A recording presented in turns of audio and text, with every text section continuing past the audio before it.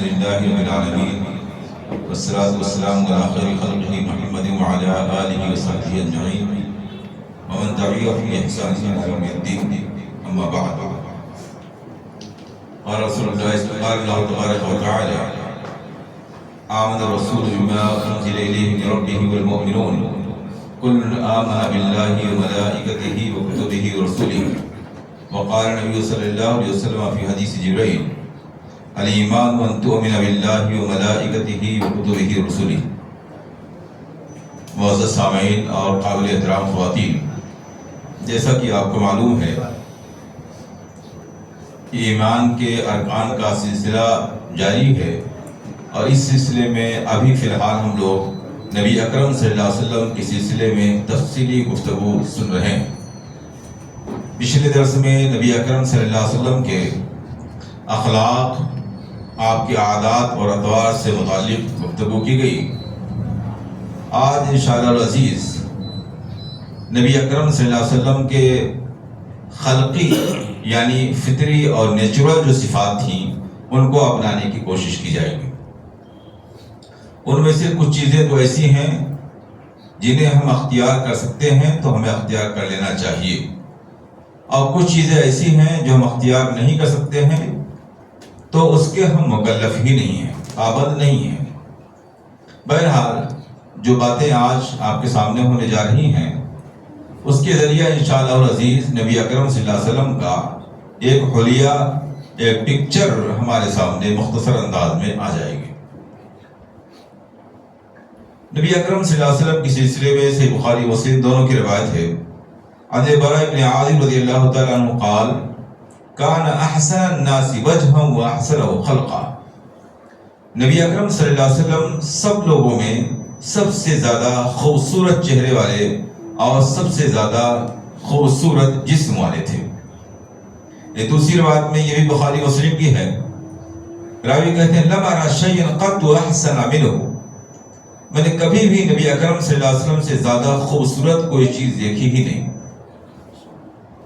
ایک تیسری روایت بخاری کی ہے. حضرت صدیق رضی اللہ عنہ کہتے ہیں: لم ارى بعده ولا قبله مثله. نہ آپ سے پہلے کسی کو آپ جیسا دیکھا اور نہ آپ کے بعد آپ جیسا کسی کو دیکھا. دیکھیے، اس میں ایک چیز تو ہوتی ہے محبت، کہ محبت کی وجہ سے بعض دفعہ کوئی چیز خوبصورت اور عمدہ معلوم ہونے لگتی ہے. ایک دوسری کیفیت ہے، یہ وہی چیز ہے جس کا تذکرہ ثمامہ بن اسال رضی اللہ تعالیٰ عنہ کے واقعے میں آیا ہے کہ وہ یمنی سردار تھے، اسلام کے دشمن تھے. ایک موقع پر مسلمانوں کے ایک دستے نے، ایک فوجی ٹکڑی نے ان کو گرفتار کر لیا. ان کو لا کر کے نبی اکرم صلی اللہ علیہ وسلم کے حکم سے مسجد نبوی میں باندھ دیا گیا، ایک کھمبے میں باندھ دیا گیا. آپ صلی اللہ علیہ وسلم نماز کے لیے تشریف لاتے، ان سے خیریت معلوم کرتے، اور ایسے ہی 3 دن گزر گیا. ان کے کھانے پینے کا اچھا انتظام کیا گیا، اور یوں ہی مسجد نبوی میں بندھے رہے. آپ صلی اللہ علیہ وسلم مسلمانوں کے اخلاق اور کردار کو دیکھتے رہے. 3 دن گزر جانے کے بعد آپ صلی اللہ علیہ وسلم نے بلا کسی سزا، بلا کسی جرمانہ اور کسی معاہدے کے بغیر صحابہ کرام سے کہا کہ ان کو آزاد کر دو، کھول دو. انہیں آزاد کر دیا گیا. وہ مسجد نبوی سے باہر گئے، ایک باغ میں جا کر کے غسل کیا اور پھر واپس لوٹ آئے، اور اللہ کے رسول صلی اللہ علیہ وسلم کے ہاتھ پر مسلمان ہو گئے، کلمہ پڑھ لیا، اور کہنے لگے کہ آج سے پہلے میری نظر میں سب سے ناپسندیدہ چہرہ آپ کا چہرہ تھا، اور سب سے ناپسندیدہ شہر آپ کا شہر تھا، مگر اب اسلام قبول کرنے کے بعد، مسلمانوں کے اخلاق اور کردار کو دیکھنے کے بعد، سارے لوگوں سے زیادہ پسندیدہ آپ کا چہرہ اور سارے شہروں سے پسندیدہ آپ کا شہر ہے. یہ جو پسندیدگی اور ناپسندیدگی تھی، یہ اندرونی کیفیت کی بنیاد پر تھی. یعنی جب نفرت تھی، دل میں بغض تھا، تو آپ اور آپ کا شہر دونوں ناپسندیدہ تھے، اور جب محبت پیدا ہو گئی تو آپ بھی پسندیدہ ہو گئے، آپ کا چہرہ بھی پسندیدہ ہو گیا. لیکن یہاں جو بات بیان کی جا رہی ہے وہ محبت کا بیان نہیں ہے، حقیقت کا بیان ہے. دونوں میں فرق ہے. وہاں محبت کا بیان تھا، یہاں حقیقت کا بیان ہے. تو صحابہ جو کہہ رہے ہیں کہ آپ صلی اللہ علیہ وسلم سے زیادہ خوبصورت کوئی نہیں تھا، یہ ایمانی محبت کی بنیاد پر نہیں بلکہ واقعی حقیقت میں آپ صلی اللہ علیہ وسلم سے زیادہ خوبصورت کوئی نہیں تھا۔ آپ صلی اللہ علیہ وسلم کے جسم کا رنگ کیسا تھا؟ صحیح بخاری کی روایت ہے، انس اظہر اللون لیس ابی امحق ولا آدم۔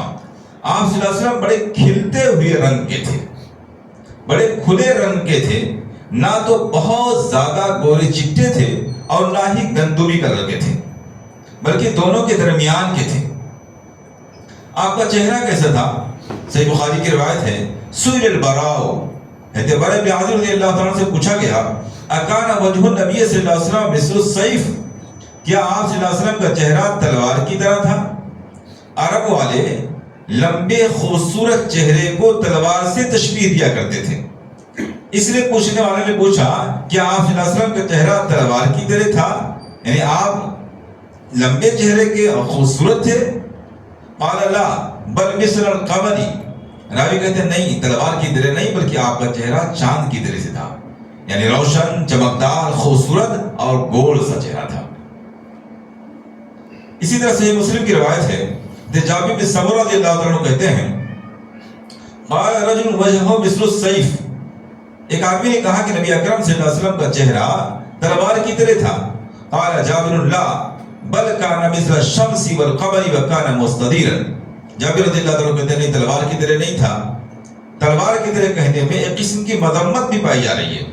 فرمایا نہیں، تلوار کی طرح نہیں تھا بلکہ آپ کا چہرہ سورج اور چاند کی طرح سے تھا اور آپ کا چہرہ گول تھا، یعنی خوبصورت، چمکدار، روشن اور گول چہرے کے تھے آپ صلی اللہ علیہ وسلم۔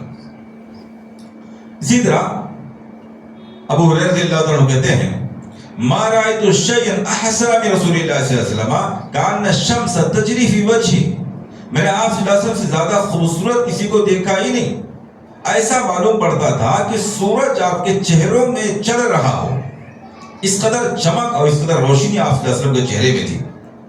صحیح بخاری کی روایت ہے، حضرت کعب بن مالک رضی اللہ عنہ کہتے ہیں، فلما سلمت علی رسول اللہ صلی اللہ علیہ وسلم، ایک لمبی حدیث کا آخری ٹکڑا ہے کہ جب میں نے نبی اکرم صلی اللہ علیہ وسلم سے سلام عرض کیا، وہو یبرق وجهه بالسرور، اس حال میں کہ آپ کا چہرہ خوشی کی وجہ سے چمک رہا تھا، دمک رہا تھا۔ وكان رسول الله صلی اللہ علیہ وسلم اذا سر استنار وجهه حتى كأنه قطعة قمر وكنا نعرف ذلك منه، اور آپ صلی اللہ علیہ وسلم کا معاملہ یہ تھا کہ جب آپ خوش ہوتے تھے تو آپ کا چہرہ خوشی سے دمک اٹھتا تھا، چمک اٹھتا تھا، ایسا معلوم پڑتا تھا جیسے آپ کا چہرہ چاند کا ٹکڑا ہو۔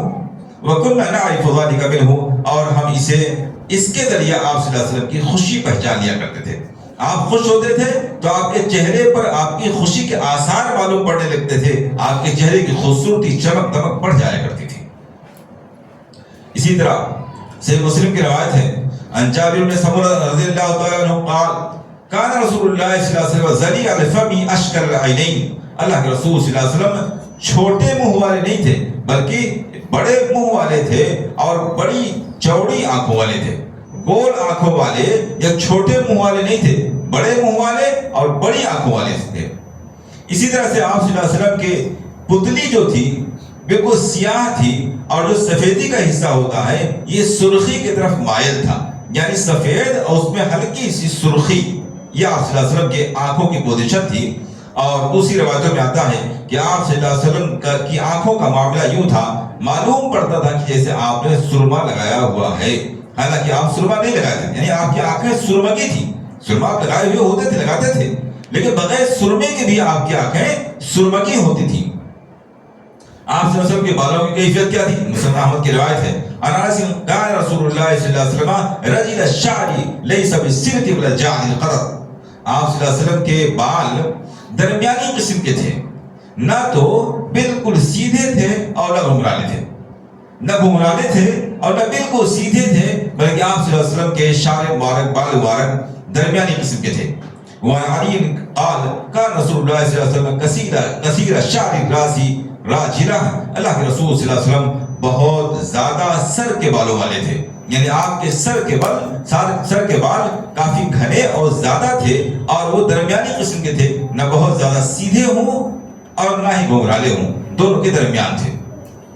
اسی طرح آپ صلی اللہ علیہ وسلم کے بالوں کے سلسلے میں امام نووی رحمہ اللہ کہتے ہیں لم يحلق النبي صلی اللہ علیہ وسلم راسه في سن الحجرة الا عام الحدیبیہ ثم عام عمرۃ القضاء ثم عام حجۃ الوداع. ہجرت کرنے کے بعد اللہ کے رسول صلی اللہ علیہ وسلم نے صرف 3 مرتبہ اپنے سر کا حلق کرایا تھا. سر کے بعد آپ صلی اللہ علیہ وسلم عموماً نہیں اڑایا کرتے تھے، بال رکھا کرتے تھے. اس میں خوبصورتی ہے، اللہ رب العالمین نے خوبصورتی کے لیے اس طرح کی شکل اور اس طرح کا چہرہ اور سر ہم کو دیا ہے. تو اللہ کے رسول صلی اللہ علیہ وسلم عام حالات میں سر کے بال نہیں اڑاتے تھے. ہجرت کے بعد آپ صلی اللہ علیہ وسلم نے 10 سال کے اندر صرف 3 مرتبہ اپنے سر کے بال اڑائے ہیں. صلح حدیبیہ کے سال، عمرۃ القضاء کے سال اور حجۃ الوداع کے سال، اور تینوں موقعوں پر آپ نے کسی سبب سے اڑایا ہے. یعنی حدیبیہ کے سال اور عمرۃ القضاء کے سال عمرہ کی وجہ سے اور حجۃ الوداع کے سال حج کی وجہ سے. باقی عام حالات میں آپ صلی اللہ علیہ وسلم سر نہیں اڑایا کرتے تھے. مگر اس کا معنی یہ نہیں ہے کہ سر اڑانا جائز نہیں ہے. سر اڑانا جائز ہے، لیکن اکثر حالات میں اللہ کے رسول صلی اللہ علیہ وسلم سر اڑایا نہیں کرتے تھے. اس لیے بہتر یہی ہے. ورنہ حضرت علی رضی اللہ تعالیٰ کے سلسلے میں آتا ہے کہ جب ان کو یہ معلوم ہوا کہ تحت کل شعر جنابہ، جنابت کی ناپاکی جو ہوتی ہے اس کا اثر ہر بال کی جڑ تک ہوتا ہے. یعنی جب تک بالوں کو خوب اچھی طرح جڑ تک صاف نہ کر لیا جائے، دھل نہ دیا جائے، تب تک جنابت کا اثر ختم نہیں ہوتا ہے، انسان پاک نہیں ہوتا ہے. اس کو سننے کے بعد میں حضرت علی رضی اللہ تعالیٰ کہتے ہیں وَمِن ثَمَّ عَادَيْتُ رَاسِي، بس اسی وقت سے ہم نے اپنے سر کے بالوں سے گویا دشمنی کر لی. یعنی اب میں سر کے بال رکھتا ہی نہیں تھا، سر کے بال اڑائے رکھتا تھا. تو جائز ہے، ایسا بھی کیا جا سکتا ہے، لیکن عام حالات میں بہتر یہی ہے کہ سر کے بال کو نہ مڑایا جائے، جیسا کہ نبی اکرم صلی اللہ علیہ وسلم عام حالات میں نہیں مڑاتے تھے. آپ صلی اللہ علیہ وسلم کے بالوں کا رنگ اور اس میں سفیدی کا پایا جانا. صحیح مسلم کی روایت ہے عن جابر بن سمورہ رضی اللہ تعالیٰ عنہ کان قد سمت مقدم راسه ولحيته، ایسا معلوم ہوتا تھا کہ آپ صلی اللہ علیہ وسلم کے سر کے بال کا اگلا حصہ، سر کے اگلے حصے کے بال، ولحيته، اور آپ کی داڑھی کچھ پک چکی تھی. وکان اذا دهن لم يتبين، جب آپ تیل لگا لیا کرتے تھے سر اور داڑھی میں تو بالوں کا پکا ہونا معلوم نہیں ہوتا تھا، ظاہر نہیں ہوتا تھا. وَإِذَا شَاسَ رَأْسَهُ تَبَيَّنَ، اور جب آپ کے بال بغیر تیل کے ہوتے تھے، پراگندہ ہوتے تھے، تو آپ کے سر کے اور داڑھی کے بالوں کی سفیدی معلوم پڑتی تھی. وَكَانَ كَثِيرَ الشَّعْرِ لِحْيَةً، اور آپ صلی اللہ علیہ وسلم بہت ہی زیادہ گھنے اور زیادہ داڑھی کے بالوں والے تھے. یعنی آپ صلی اللہ علیہ وسلم کے جس طریقے سے سر کے بال لمبے ہوتے تھے اور گھنے ہوتے تھے، زیادہ بالوں والے تھے، ایسے آپ صلی اللہ علیہ وسلم کے چہرے کے بھی بال بہت زیادہ اور بہت زیادہ گھنے ہوئے ہوا کرتے تھے. اس سے بات بھی معلوم ہوتی ہے کہ اگر اللہ رب العالمین نے ہم کو بال دیا ہے تو اس کا خیال رکھنا چاہیے. بلکہ دوسری روایت میں اس بات کا تذکرہ بھی آیا ہوا ہے کہ جس کے پاس بال ہو اسے چاہیے کہ اپنے بالوں کی تکریم کرے، اس کی عزت کرے، یعنی اسے بنا سنوار کر رکھے، اس میں تیل، خوشبو یا اور چیزیں لگائے رکھے، یوں ہی پراگندہ حالت میں نہ رہے. وعن انس، صحیح مسلم کی روایت ہے، وعن انس انما كان البياض في انفقته وفي الصدغين وفي الراس نبض، آپ صلی اللہ علیہ وسلم کے ہونٹ کے نیچے جو بال ہوتے داڑھی کے، اس میں کچھ بال سفید تھے، اور آپ کی کنپٹی میں کچھ بال سفید تھے، اور آپ کے سر میں کچھ بال سفید تھے. باقی آپ صلی اللہ علیہ وسلم کے بالوں میں مطلق سفیدی نہیں آئی تھی. یعنی 63 سالہ زندگی ہونے کے باوجود بھی آپ کے صرف چند بالوں میں سفیدی آئی تھی، کنپٹی کے کچھ بالوں میں، سر کے کچھ بالوں میں، اور ہونٹ کے نیچے جو داڑھی کے بال ہوتے ہیں ان میں کچھ سفیدی آئی تھی. اسی طرح آپ صلی اللہ علیہ وسلم اگرچہ اکثر اوقات بالوں کو نہیں رنگتے تھے کیونکہ اس کی ضرورت نہیں تھی، صرف چند بال پکے ہوئے تھے، لیکن آپ کبھی کبھار بالوں میں مہندی یا رنگ لگایا کرتے تھے. مہندی تو ہمارے یہاں پائی جاتی ہے، وہاں مہندی نہیں ہوتی تھی، وہاں ایک پودا ہوتا تھا، ایک گھاس ہوتی تھی جس کے ذریعے بالوں کو رنگا جاتا تھا. تو بہرحال بال کو آپ صلی اللہ علیہ وسلم کبھی کبھار رنگا کرتے تھے. عن ابن عمر رضی اللہ تعالی عنہ قال واما الصفرة فقد رأيت رسول اللہ صلی اللہ علیہ وسلم يسبغ بها، زردی یعنی یلو کلر، پیلے کلر، تو میں نے نبی اکرم صلی اللہ علیہ وسلم کو دیکھا کہ آپ اس کے ذریعے اپنے بال کو رنگا کرتے تھے. فانا احب ان اسبغ بها، تو میں بھی اس بات کو پسند کرتا ہوں کہ میں پیلے رنگ کے ذریعے اپنے بالوں کو رنگوں. دوسری روایت صحیح بخاری کی ہے، وعن عبداللہ بن عمر وعن عبداللہ بن وہب قال دخلت على ام سلمہ، عبداللہ بن وہب کہتے ہیں میں ام سلمہ کے پاس گیا، فاخرجت الینا شعرا من شعر النبی صلی اللہ علیہ وسلم مخضوبا، تو انہوں نے نبی اکرم صلی اللہ علیہ وسلم کے بالوں میں سے کچھ رنگے ہوئے بال نکال کر ہمیں دکھائے۔ ام سلمہ رضی اللہ تعالیٰ عنہ نے نبی اکرم صلی اللہ علیہ وسلم کے کچھ بال اپنے پاس محفوظ رکھے تھے۔ نبی اکرم صلی اللہ علیہ وسلم سراپا خیر و برکت تھے، اور آپ کی زندگی میں، آپ کی زندگی کے بعد آپ سے منسوب تمام چیزیں خیر و برکت کی تھیں اور ہیں۔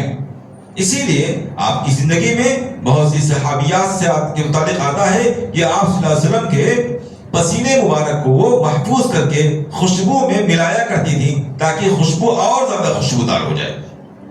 اسی طرح آپ صلی اللہ علیہ وسلم کے بالوں میں کنگھی کر کے آپ کے بال محفوظ کر لیا کرتی تھی، اور اگر کوئی بیمار ہوتا تھا تو پانی میں وہ بال ڈال دیا کرتی تھی اور وہ پانی پلا دیا کرتی تھی، اس کو شفا مل جایا کرتی تھی۔ تو آپ کی ذات اور آپ کی ذات سے جڑی ہوئی تمام چیزیں بابرکت ہیں، اس سے برکت حاصل کی جا سکتی ہے، تبرک حاصل کی جا سکتی ہے، بشرطے کی صحیح طور پر یہ بات معلوم ہو جائے کہ وہ آپ صلی اللہ علیہ وسلم ہی کی چیز ہے۔ کیونکہ ہمارے یہاں ہر گلی محلے میں اور تقریباً ہر شہر میں آپ کو نبی اکرم صلی اللہ علیہ وسلم سے منسوب کہیں آپ کے موئے مبارک ہیں، بال مبارک ہیں، کہیں آپ کا امامہ رکھا ہوا ہے، کہیں آپ کی عصا رکھی ہوئی ہے، کہیں آپ کے جوتے رکھے ہوئے ہیں، اور ان ساری چیزوں کی نہ کوئی سند ہے نہ کوئی پروف ہے۔ لہذا جب تک سند کے ساتھ، پختگی کے ساتھ یہ نہ معلوم ہو جائے کہ نبی اکرم صلی اللہ علیہ وسلم کی چیز ہے، تب تک اس سے برکت حاصل نہیں کی جا سکتی۔ جب یقین کے ساتھ، سند کے ساتھ معلوم ہو جائے کہ نبی اکرم صلی اللہ علیہ وسلم کی چیز ہے تو اس سے برکت حاصل کی جا سکتی ہے، جیسا کہ صحابہ و صحابیات آپ صلی اللہ علیہ وسلم سے متعلق چیزوں کو رکھتے تھے اور اس کے ذریعے برکت حاصل کرتے تھے۔ یہ صحیح بخاری کی روایت ہے۔ صحیح بخاری کی دوسری روایت میں ہے، کہتے ام سلمہ رضی اللہ تعالیٰ عنہ نے جو بال نکالے تھے وہ سرخ رنگ سے رنگے ہوئے تھے۔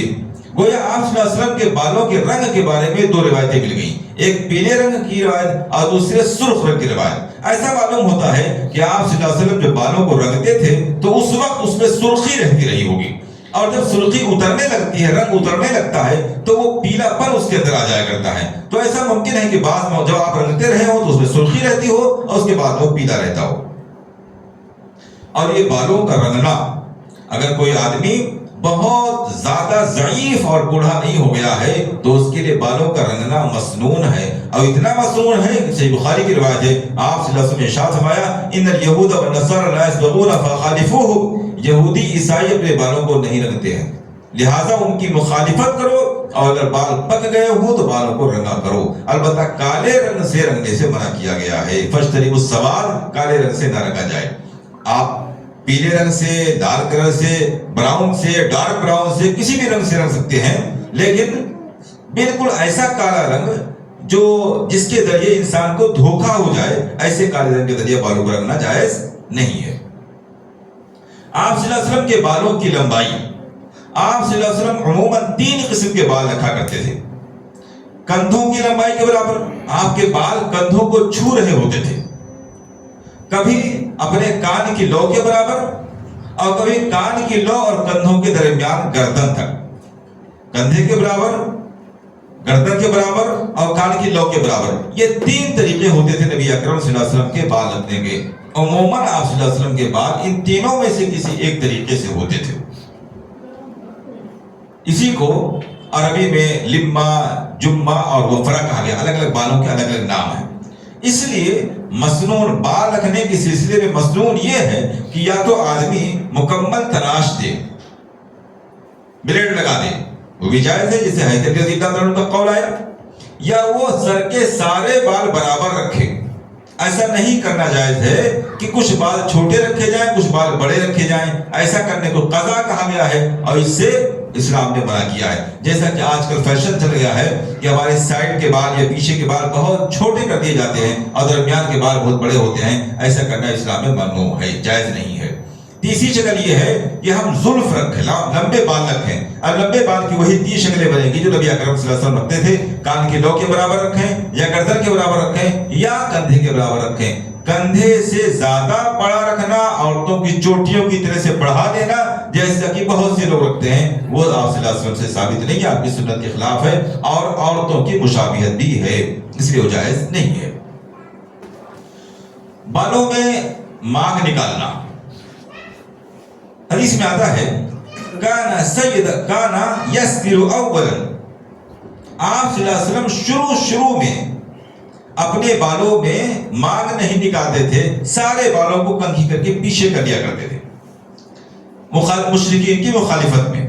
پھر اس کے بعد میں آپ صلی اللہ علیہ وسلم اپنے سر کے بالوں میں بیچ سے مانگ نکالنے لگے، جس طرح سے ہمارے یہاں خواتین نکالتی ہیں، ایسے ہی اللہ کے رسول صلی اللہ علیہ وسلم بیچ سے مانگ نکالتے تھے، دونوں سائڈ میں بال کر لیا کرتے تھے. اور آخری معاملہ یہی تھا، یعنی شروع میں آپ صلی اللہ علیہ وسلم مانگ نہیں نکالتے تھے، پھر آپ صلی اللہ علیہ وسلم نے کنگھی کر کے مانگ نکالنا شروع کر دیا تھا. اور جب آپ مانگ نکالتے تو بیچ سے مانگ نکالتے تھے.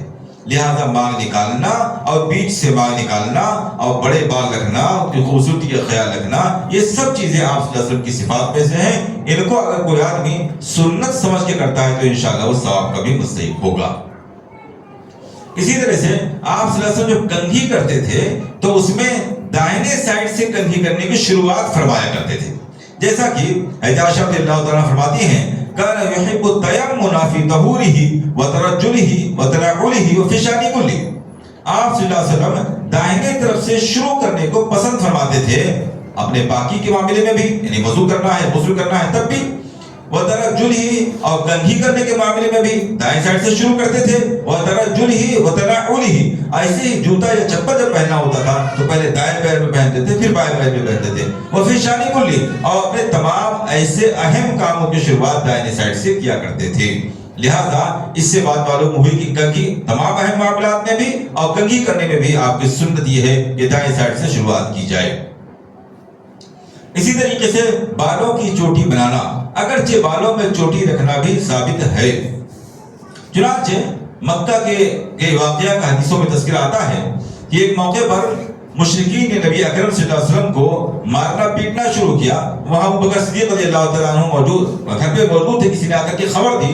وہ جب وہاں گئے تو مشرکین نے ان کو بھی پکڑ لیا اور مارنا پیٹنا شروع کیا. یہاں تک کہ جب لوگوں نے بیچ بچاؤ کیا، ان کو بچایا اور لوٹ کر کے حضرت ابو بکر صدیق رضی اللہ عنہ گھر آئے تو ان کی بیٹی حضرت اسماء رضی اللہ تعالیٰ بیان کرتی ہیں کہ جب میرے والد یہاں سے گئے تھے آپ کو بچانے کے لیے تو ان کے بالوں میں 4 چوٹیاں بنی ہوئی تھی. عرب کے لوگ چوٹیاں اولاد رکھتے تھے، ان کا رواج تھا، جائز کر سکتے ہیں. 4 چوٹیاں بنی ہوئی، لوٹ کر کے آئے تو اس قدر مشرکین نے مارا تھا کہ ان کے جس بال کو بھی چھوا جاتا تھا وہ اکھڑ جایا کرتا تھا، اس قدر ماروالی تھی.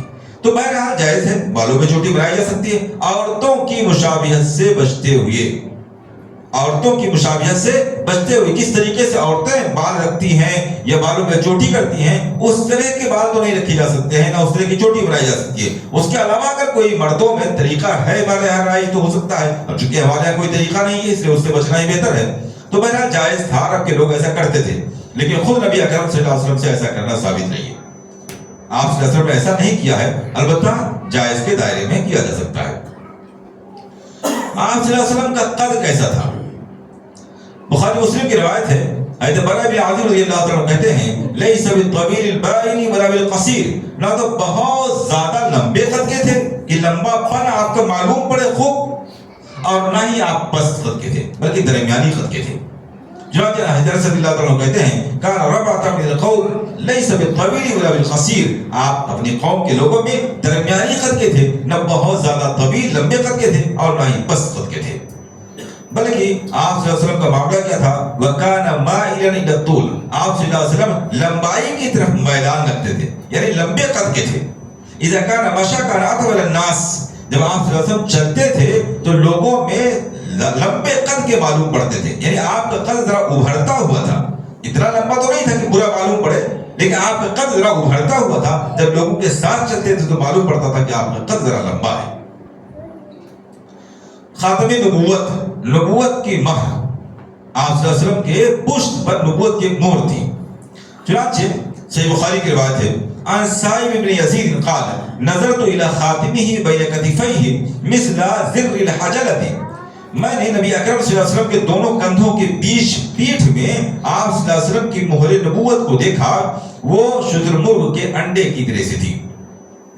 اور جابر بن سمرہ رضی اللہ عنہ کے حدیث میں ہے کہ یشبہ جسدہ، اس کی رنگت جو تھی، اس کی شکل جو تھی وہ آپ صلی اللہ علیہ وسلم کے جسم کے رنگ سے ملتی جلتی تھی، الگ سے نہیں تھی کہ بھونڈی سی معلوم پڑے. اور ابو بن اختر رضی اللہ عنہ کی روایت میں ہے شعرات مجتمعات، وہ بہت سے بالوں کا مجموعہ تھا، یعنی وہاں بہت سے گھنے بال تھے. یہ تو معلوم پڑتا تھا کہ وہ آپ صلی اللہ علیہ وسلم کے الگ سے مہر ہے، یہ معلوم پڑتا تھا، لیکن وہ بھونڈا اور برا معیوب نہیں معلوم پڑتا تھا، بلکہ اس کی رنگت آپ صلی اللہ علیہ وسلم کے جسم کی رنگت سے ملتی جلتی تھی.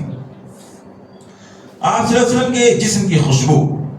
صحیح مسلم کی روایت ہے، حضرت انس رضی اللہ عنہ کہتے ہیں کان عرقہ اللؤلؤ، آپ کا پسینہ موتی کی طرح ہوا کرتا تھا، آپ کا پسینہ موتی کی طرح چمکدار ہوتا تھا. کہتے ہیں ما شممت عنبرا قط ولا مسا ولا شيئا اطيب من رسول اللہ صلی اللہ علیہ وسلم، میں نے نبی اکرم صلی اللہ علیہ وسلم کے جسم سے نکلنے والی خوشبو سے زیادہ خوشبودار نہ کوئی عنبر، نہ کوئی مشک، نہ کوئی اور خوشبودار کوئی چیز سونگھی تھی. خوشبودار چیز آپ کے جسم سے بڑھ کر کوئی ہم نے سونگھی ہی نہیں تھی. کوئی عطر، کوئی پرفیوم، کوئی خوشبو مشک کا ہو، عنبر کا ہو، کسی بھی چیز سے بنا ہوا ہو، آپ کے جسم سے نکلنے والی بو اور آپ کے پسینے کی خوشبو سے زیادہ خوشبودار کوئی چیز کبھی سونگھی نہیں تھی. ولا مسست شيئا قط ديباجا ولا حريرا الين مس من رسول الله صلی اللہ علیہ وسلم. اور نبی اکرم صلی اللہ علیہ وسلم کے جسم مبارک، آپ صلی اللہ علیہ وسلم کے ہاتھ اور دوسرے جسم کی اتنی ملائمیت تھی آپ صلی اللہ علیہ وسلم کے جسم میں کہ راوی حضرت رضی اللہ تعالیٰ عنہ خادم رسول اللہ صلی اللہ علیہ وسلم کہتے ہیں کہ ہم نے کسی بھی قسم کا کوئی ریشم کا لباس، چاہے وہ باریک ریشم ہو یا موٹا ریشم ہو، آپ کے جسم سے زیادہ ملائم کبھی چھوا ہی نہیں. آپ کے جسم کی خوشبو عنبر اور مشک سے زیادہ خوشبودار، اور آپ صلی اللہ علیہ وسلم کا جسم حریر ریشم سے بھی زیادہ ملائم ہوا کرتا تھا. اسی لیے سلیم رضی اللہ تعالیٰ کے سلسلے میں آتا ہے کہ اللہ کے رسول صلی اللہ علیہ وسلم ان کے یہاں بعض دفعہ دوپہر میں جا کر کے قیلولہ فرمایا کرتے تھے. ایک دن آپ صلی اللہ علیہ وسلم قیلولہ فرما رہے تھے، آپ کے جسم کے نیچے چمڑے کا ایک بستر بچھا ہوا تھا اور گرمی کی شدت کی وجہ سے آپ کے جسم سے پسینہ ٹپک رہا تھا. حضرت سلیم رضی اللہ تعالیٰ عنہ گئیں، ایک شیشی لے کر کے آئیں اور آپ صلی اللہ علیہ وسلم کے پسینے کو اس پہ بھرنے لگیں. اتفاقاً اللہ کے رسول صلی اللہ علیہ وسلم کی آنکھ کھل گئی. آپ نے پوچھا ام سلیم یہ کیا کر رہی ہو؟ کہنے لگے اللہ کے رسول آپ کے پسینے کو جمع کر رہی ہوں، میں اسے خوشبو میں ڈالوں گی، عطر میں اسے ڈالوں گی تاکہ عطر اور خوشبودار بن جائے. محبت اور واقعی نبی اکرم صلی اللہ علیہ وسلم سے جڑی ہوئی چیزوں کی یہ کیفیت. اسی لیے حدیثوں میں بات آتی ہے کہ جس شخص نے نبی اکرم صلی اللہ علیہ وسلم کو ایک بار اپنی نظروں سے ایمان کی حالت میں دیکھ لیا اور ایمان کی حالت میں اس کا انتقال ہو گیا، جس کے نام کے آگے صحابی کا ٹائٹل لگ گیا، وہ فضیلت دنیا کے کسی بھی ولی کو حاصل نہیں ہو سکتا ہے. کتنا کیا جذبات ان کے ہوتے تھے، کتنی بے پناہ قسم کی محبت ان کی ہوتی تھی، اور کس طریقے سے نبی اکرم صلی اللہ علیہ وسلم سے فیضاب ہوا کرتے تھے. جابر رضی اللہ عنہ کی روایت ہے کہ ایک مرتبہ نبی اکرم صلی اللہ علیہ وسلم سو رہے تھے، نہ جانے کیا میرے دل میں آیا، رات چاندنی رات تھی، میں نے آپ صلی اللہ علیہ وسلم کا چاند سے مقابلہ کرنا شروع کیا. میں ایک بار چاند کی طرف دیکھتا تھا، پھر نبی اکرم صلی اللہ علیہ وسلم کے چہرے انور کی طرف دیکھتا تھا اور یہ فیصلہ کرنا چاہتا تھا کہ آپ کا چہرہ زیادہ خوبصورت ہے، چاند زیادہ خوبصورت ہے. اور آخر کار میں بارہا نظر دوڑانے کے بعد اس نتیجے پر پہنچا کہ آپ کا چہرہ چاند سے زیادہ خوبصورت ہے. آپ صلی اللہ علیہ وسلم کے چلنے کی کیفیت، آپ کی خوشبو کی کیفیت، اسی لیے حدیثوں میں آتا ہے کہ آپ صلی اللہ علیہ وسلم جس گلی سے جس راستے سے گزر جایا کرتے تھے، دیر تک معلوم پڑتا تھا کہ رسول اکرم صلی اللہ علیہ وسلم اس راستے سے گزرے ہیں.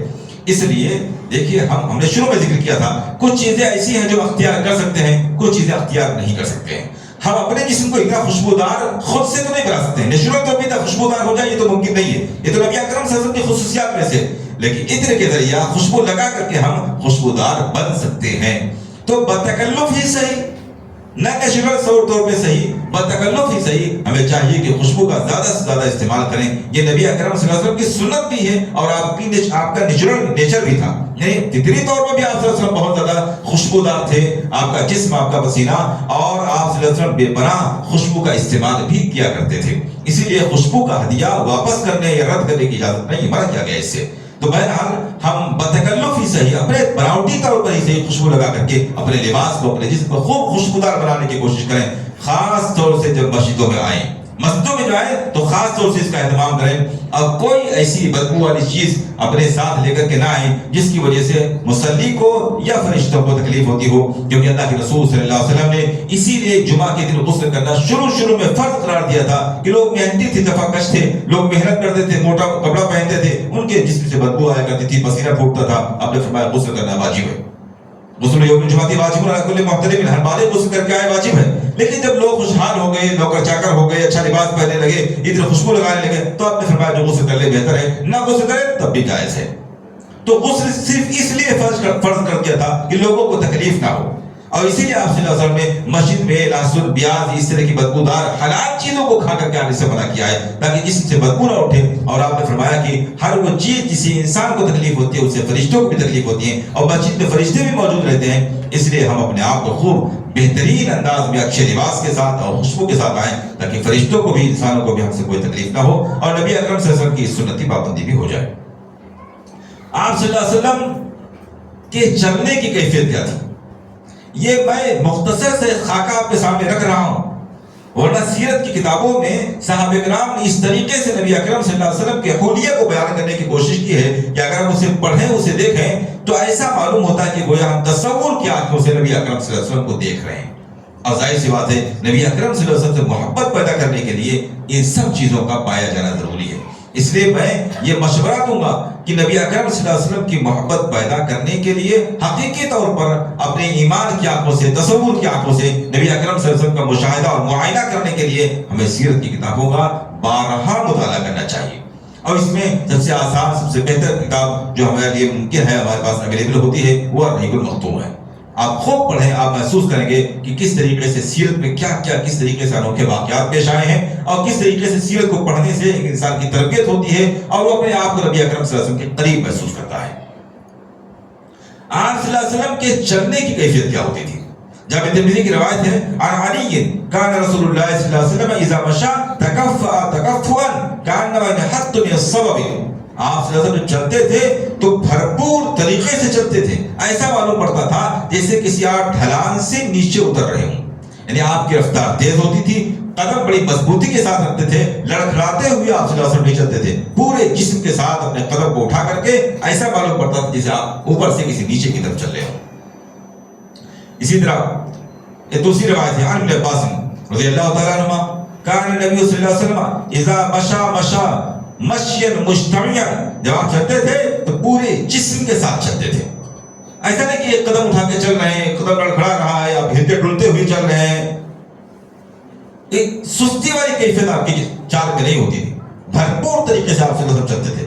یعرف، معلوم پڑتا تھا، انه ليس بمشي عاجز ولا كسلان، یہ کسی نہ تو کمزور کی چال ہے نہ کسی سست کی چال ہے. اسلام ہم کو اسی بات کی تعلیم دیتا ہے. بلکہ آپ کو معلوم ہے کہ جب ہم حج میں عمرے میں جاتے ہیں تو ہم 3 چکر لگاتے ہیں جس میں ہم ذرا دل کی چال، اکڑ کی چال چلتے ہیں. یہ کیوں؟ تاکہ مشرکین کو معلوم ہو، دشمنوں کو معلوم ہو کہ مسلمان کمزور نہیں ہے. اس لیے ہم اپنی چال کو بہت زیادہ مردگی کیفیت میں نہ رکھیں. نبی اکرم صلی اللہ علیہ وسلم کی چال کی کیفیت کیا ہوتی تھی؟ آپ کی چال سے معلوم ہوتا تھا کہ کوئی بہادر، کوئی چست پھرت شخصیت چل رہی ہے. جیسا کہ ابن عباس نے بیان فرمایا، یعرف انه ليس بمشي عاجز ولا كسلان، خوب معلوم پڑتا تھا کہ یہ چال نہ کسی کمزور کی ہے نہ کسی سست کی ہے. یہ ایسی چیز ہے جس کو اختیار کیا جا سکتا ہے. اس لیے نبی اکرم صلی اللہ علیہ وسلم کی سنت کے جس قدر ہم قریب ہو سکتے ہیں، جو ہمارے لیے ممکن ہے، اسے اختیار کرنے کی کوشش کریں. عن ابی ہریرہ رضی اللہ تعالیٰ عنہ ما رأيت احدا اسرع في مشيته من رسول اللہ صلی اللہ علیہ وسلم. ابو ہریرہ رضی اللہ تعالیٰ کہتے ہیں کہ میں نے نبی اکرم صلی اللہ علیہ وسلم سے زیادہ تیز رفتار چلنے والا کوئی دیکھا ہی نہیں. آپ صلی اللہ علیہ وسلم اتنی تیز رفتاری کے ساتھ چلتے تھے کہ اتنا تیز رفتار، اتنی تیزی کے ساتھ چلنے والا میں نے کسی کو دیکھا نہیں. یہ دوڑ کی کیفیت نہیں تھی، آپ کے چال کی کیفیت یہ تھی. بھرپور طریقے سے آپ صلی اللہ علیہ وسلم اس طرح چلتے تھے یا آپ صلی اللہ علیہ وسلم کی رفتار کافی تیز ہوا کرتے تھے. کتنی تیز ہوتی تھی؟ ایک دوسری روایت کے اندر اس کی وضاحت آئی ہوئی ہے، حالانکہ روایت ضعیف ہے کہ اس کی وضاحت ہو رہی ہے. راوی کہتے ہیں کانما الارض تطوی له، ایسا معلوم پڑتا تھا کہ زمین آپ کے لیے لپیٹی جا رہی ہے. جب ہم کسی بہت فاسٹ گاڑی سے سفر کر رہے ہوتے ہیں تو ایسا معلوم ہوتا ہے جسے روڈ بہت تیزی کے ساتھ آ رہا ہے، تو ایسا معلوم پڑتا تھا کہ جسے زمین آپ کے لیے لپیٹی جا رہی ہے. انا لنشهد انفسنا، ہم تو اپنے آپ کو بڑی مشقت میں ڈال دیتے تھے. آپ کا ساتھ پانے کے لیے، آپ کے ساتھ چلنے کے لیے ہم بڑی مشقت محسوس کرتے تھے. وَإِنَّهُ لَغَيْرُ مُقْتَدِسٍ، اور آپ بغیر تیز رفتاری کے یہ عام چال چل رہے ہوتے تھے. آپ کی عام چال میں اتنی تیزی اور اسی رفتار ہوتی تھی، اتنی مضبوطی ہوتی تھی کہ صحابہ کہتے ہیں ہم آپ کا ساتھ پانے کے لیے بہت تیز قدموں سے چلتے تھے، تب آپ صلی اللہ علیہ وسلم کا ساتھ پا سکتے تھے. یہ نبی اکرم صلی اللہ علیہ وسلم کی کیفیت تھی. ایسے ہی آپ صلی اللہ علیہ وسلم کی گفتگو کی کیفیت. آپ صلی اللہ علیہ وسلم جب بات کرتے تھے تو بہت صاف لب و لہجے میں بات کرتے تھے، بہت صاف، نہ بہت تیزی کے ساتھ نہ بہت آہستگی کے ساتھ، بہت صاف لب و لہجے میں بات کرتے تھے، بلکہ آپ صلی اللہ علیہ وسلم کبھی کبھی 3 مرتبہ اپنے جملے دہرایا کرتے تھے تاکہ تمام لوگوں کو خوب اچھی طریقے سے سمجھ میں آ جائے۔ اسی طریقے سے آپ صلی اللہ علیہ وسلم کے بات کرنے کی خوبی یہ بھی تھی کہ آپ صلی اللہ علیہ وسلم جس سے بات کرتے تھے مکمل طور پر اس کی طرف متوجہ ہو کر بات کرتے تھے، متکبرین کی طرح سے چہرہ نیچے کر کے یا چہرہ گھما کر کے بات نہیں کرتے تھے۔ آپ کو جو بات ہی کرنی ہوتی تھی پورے چہرے کے ساتھ پورا متوجہ ہو کر کے آپ گفتگو فرمایا کرتے تھے۔ اسی طرح سے مسکراہٹ یہ آپ صلی اللہ علیہ وسلم کی عام عادتوں میں سے ایک چیز تھی۔ آپ صلی اللہ علیہ وسلم جو کسی سے ملتے تھے، جب آپ گفتگو کرتے تھے تو آپ صلی اللہ علیہ وسلم کے چہرے پر حشاشیت، بشاشیت، ایک رونق، ایک مسکراہٹ کی کیفیت رہتی تھی۔ اس لیے بہت زیادہ، جیسا کہ پچھلے درس میں نے ذکر کیا تھا، بہت زیادہ غمگین کیفیت میں انسان کو نہیں رہنا چاہیے، بلکہ جب کسی سے ملاقات ہو تو اپنے غم کو اپنے سینے میں دبا کر کے مسکراتے ہوئے چہرے کے ساتھ حشاش بشاش ملے تاکہ سامنے والے کو بھی ملنے سے خوشی محسوس ہو، وہ ہم سے چہرہ چھپانے کی کوشش نہ کرے۔ ظاہر سی بات ہے اگر ہم لوگوں کے ساتھ ہمیشہ مرجھائے ہوئے چہرے کے ساتھ اپنا غم لے کر کے ملیں گے تو کون ہم سے بار بار ملنا چاہے گا؟ اس لیے ہم ایسی کیفیت میں ملیں کہ لوگوں کو ہم سے ملنے کے بعد میں ایک خوشی کی کیفیت محسوس ہو۔